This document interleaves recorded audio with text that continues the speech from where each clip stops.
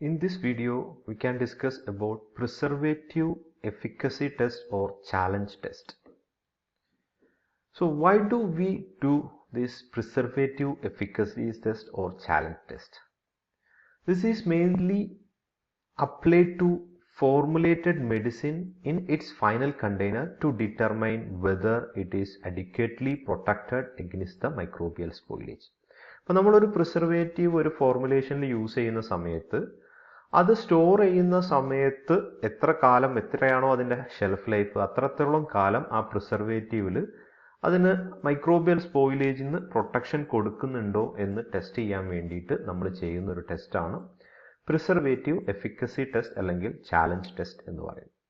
Okay, this test is to demonstrate the efficacy of preservative in different formulations like multiple dose parenterals, multiple dose otic solution or ear drops and nasal drops, oral preparation, topical and ophthalmic products which are made with the aqueous base or vehicle. aqueous vehicles use ചെയ്യുന്ന സമയത്താണ് കൂടുതൽ microbial spoilage ഉണ്ടാവാനുള്ള ചാൻസുകളുണ്ട്. അപ്പോൾ അങ്ങനെയുള്ള സമയത്ത് preservative അതിൻ്റെ efficiency തരുന്നുണ്ടോ എന്നുള്ളത് check ചെയ്യാൻ വേണ്ടിയിട്ടാണ് നമ്മളത് ചെയ്യാറുള്ളത്. And the test and standard apply only to the product in the original unopened container in which it is supplied by the manufacture. ഈ ടെസ്റ്റ് വാലിഡ് ആവുന്നത് എപ്പോഴാണ്? നമ്മളൊരു പ്രിസർവേറ്റീവ് ആഡ് ചെയ്തിട്ടുള്ള ഒരു പ്രൊഡക്റ്റ് ക്ലോസ് ചെയ്ത് വെക്കുന്ന സമയത്ത് മാത്രമാണ്. ഓപ്പൺ ചെയ്ത് വെക്കുന്ന സമയത്ത് ഈ ടെസ്റ്റ് വാലിഡ് അല്ല. This is only applied to the product in the original unopened container. Okay. Now coming to the preservative efficacy test. What are the different media which are used for this test? Mainly we are using soybean casein digest media or any other media not less nutritive than the said media. Soybean casein digest media ഇതിനേക്കാളും ഇനി കുറയാത്ത ഒരു മീഡിയയോ നമുക്ക് use ചെയ്യാം. ഏത് media ആണെങ്കിലും നമുക്ക് use ചെയ്യാം. Now next, what are the choice of test microorganism on inoculum of the preparation? So എന്തിനാണ് നമ്മൾ പ്രിസർവേറ്റീവ് യൂസ് ചെയ്യുന്നത്? മൈക്രോബിയൽ കണ്ടാമിനേഷൻ അവോയ്ഡ് ചെയ്യാനാണ്. അപ്പോൾ ഈ മൈക്രോബിയൽ കണ്ടാമിനേഷൻ അവോയ്ഡ് ചെയ്യുന്ന സമയത്ത് അതിനൊരു വൈഡ് റേഞ്ച് ഓഫ് മൈക്രോ ഓർഗാനിസത്തിനെ പ്രൊട്ടക്റ്റ് ചെയ്യാൻ കപ്പാസിറ്റി ഉള്ളതായിരിക്കണം.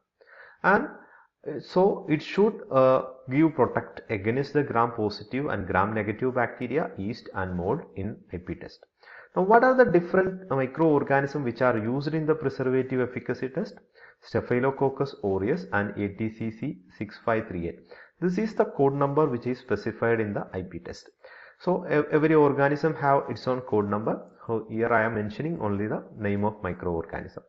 So Staphylococcus aureus, Pseudomonas aeruginosa, E. coli, Candida albicans and Aspergillus brasiliensis. Now എങ്ങനെയാണ് ഇത് നമ്മൾ പ്രിപ്പയർ ചെയ്യുന്നത്?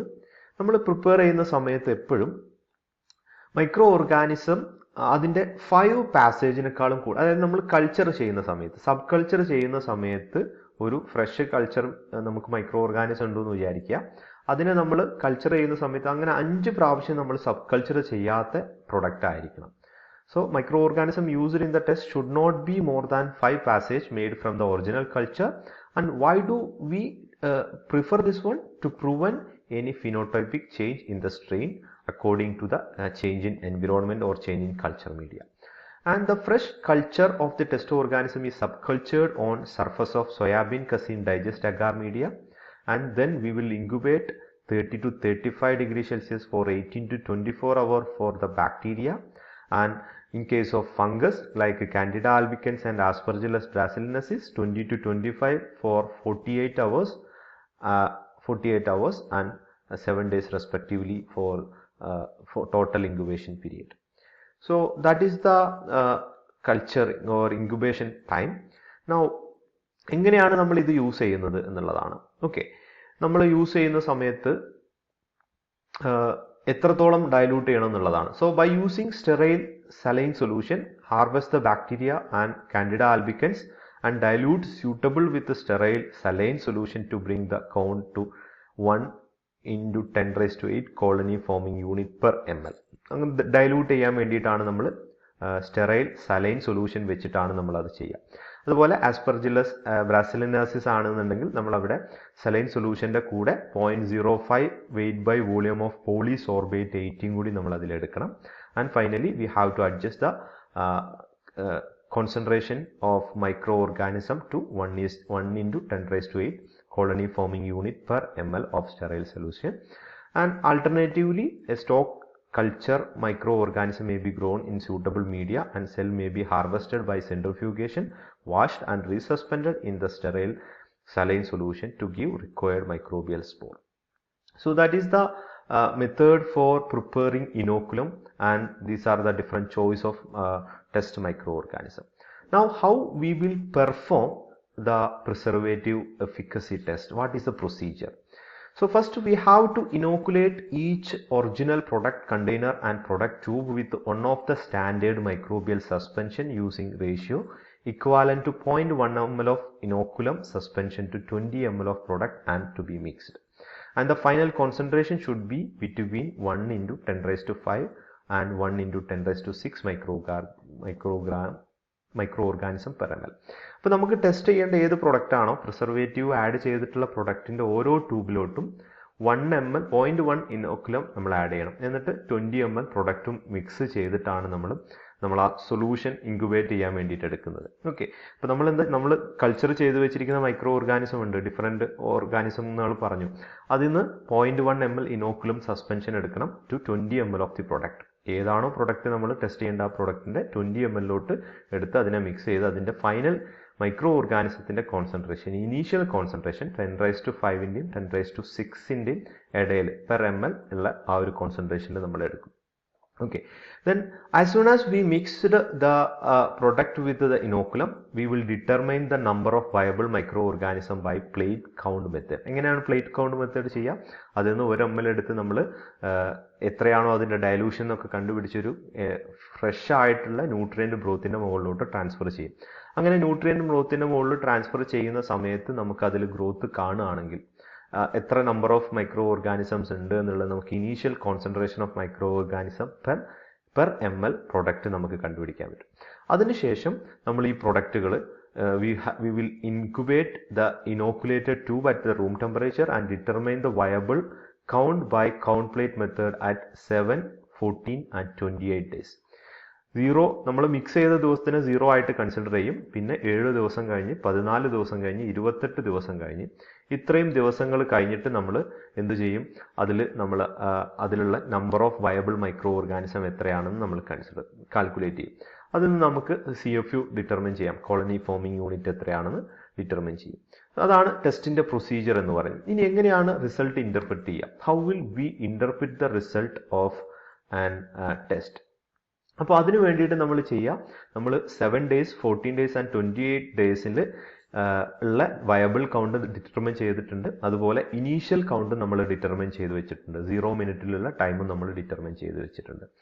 അപ്പോൾ നമ്മളൊരു പ്രിസർവേറ്റീവ് അത് എഫക്റ്റീവ് ആണ് എന്ന് പറയണം എന്നുണ്ടെങ്കിൽ ഓരോ പ്രൊഡക്റ്റിനും ഓരോ രീതിയിലുള്ള കണ്ടീഷൻസുകൾ പറഞ്ഞിട്ടുണ്ട്. അപ്പോൾ ഇത് first one, for the parenteral, ophthalmic, sterile, nasal and otic preparation, the product is considered or preservative is considered as effective if the concentration of viable bacteria is not more than 10% of the initial concentration at 7 days and not more than 0.1% of the initial concentration at 14 days and there further decrease in the count at 28 days, or there is no increase in yeast and mold count at 7, 14 and 28 days from the initial count.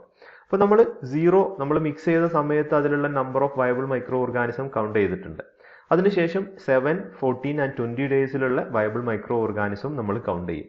അത് count ചെയ്തിട്ട് അതിലുള്ള difference എന്ന് പറയുന്നത്, അല്ലെങ്കിൽ 7 days കഴിഞ്ഞിട്ടുള്ള ആ പ്രൊഡക്റ്റിലുള്ള micro organism initial കോൺസെൻട്രേഷനേക്കാളും 10%-നേക്കാളും കൂടാൻ പാടില്ല. അപ്പോൾ 100 ആണ് എന്നുണ്ടെങ്കിൽ 110 ആയിക്കഴിഞ്ഞ് കഴിഞ്ഞാൽ അത് എഫക്റ്റീവ് അല്ല. അതിനേക്കാളും കുറവാണെങ്കിൽ മാത്രമാണ് പ്രിസർവേറ്റീവ് എഫക്റ്റീവ്. അത് കഴിഞ്ഞില്ല, 7 days should not be more than 10% and it should not be more than 0.1% after 14 days and it should again decreases after 28 days. ഈ 0.1 കുറയണം. അങ്ങനെയാണെങ്കിൽ മാത്രമാണ് പ്രിസർവേറ്റീവ് എഫിക്കസി ആണെന്ന് പറയാൻ പറ്റുള്ളൂ in case of parenteral, ophthalmic, sterile nasal and otic preparation. അതുപോലെ ഇത് ബാക്ടീരിയന്റെ കേസിലാണ്. ഇനി വൈറസിന്റെ കേസിലാണെങ്കിൽ there should not be any increase in the virus or mold count during 7 and 14 and 28 days. Now, in case of topical preparation made with aqueous bases and non-sterile nasal preparation and emulsion, the concentration of viable bacteria should not be more than 1% of the initial concentration at 14 days and there further decrease in count at 20 days. And there should not be any increase in yeast and mold count at 14 and 28 days from the initial count. അപ്പോൾ നമ്മൾ initial കൗണ്ടിന് count ചെയ്തിട്ടുള്ള number അതിൻ്റെക്കാളും 1%-നേക്കാളും കൂടാൻ പാടില്ല in case of topical preparation. And initial 14 ഡേയ്സിൽ 1%-നേക്കാളും കൂടാൻ പാടില്ല, 28 ഡേയ്സിൽ അതിനേക്കാളും കുറയും വേണം. അങ്ങനെയാണെങ്കിൽ മാത്രമാണ് പ്രിസർവേഷൻ ഈസ് എഫക്റ്റീവ് എന്ന് നമുക്ക് പറയാൻ പറ്റുള്ളൂ. Okay, now coming to third, oral preparation. Oral പ്രിപ്പറേഷൻ്റെ കേസിലാണെങ്കിൽ concentration of viable bacteria is not more than 10% of the initial concentration at 14 days and there is further decrease in the count at 28 days and there is no increase in the yeast and mold count at 1 and 28 days from the initial count. അപ്പോൾ initial കൗണ്ടിനേക്കാളും 10% കൂടാൻ പാടില്ല 14 ഡേയ്സിൽ. ആ 14 days കഴിഞ്ഞ് 28 ആവുന്ന സമയത്ത് അതിനേക്കാളും കുറയും വേണം, ഇനീഷ്യൽ കോൺസെൻട്രേഷനേക്കാളും കുറയുന്ന രീതിയിലുള്ള എഫക്റ്റ് കിട്ടുകയും വേണം. എങ്കിൽ മാത്രമാണ് പ്രിസർവേഷൻ എഫക്റ്റീവ് ആണെന്ന് നമുക്ക് പറയാൻ പറ്റുള്ളൂ. So that is the method for preservative efficacy test and interpretation of the result. So hope it is clear. Thank you for watching this video.